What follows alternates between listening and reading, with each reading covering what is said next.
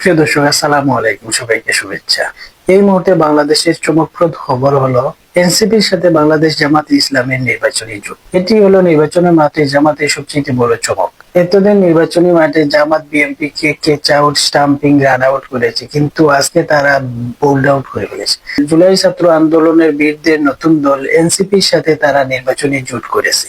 আওয়ামী লীগ বিহীন আসন্ন জাতীয় নির্বাচনে এনসিপি জামাতের সাথে এই নির্বাচনী জোট তাদের দল এবং দেশের জন্য একটি গুরুত্বপূর্ণ টার্নিং পয়েন্ট। কিন্তু একটি প্রশ্ন জাগে, এনসিপি কেন বিএনপির সাথে নির্বাচনী জোটে যায়নি? এর মূল কারণ হলো এনসিপি বিএনপি কে বিশ্বাস করছে না।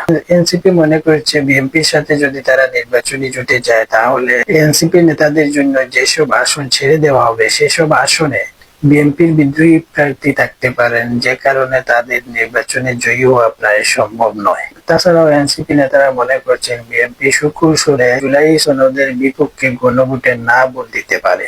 এসব কৌশলগত কারণে এনসিপি জামাতের সাথে নির্বাচনী জোটে যুক্ত হয়েছে।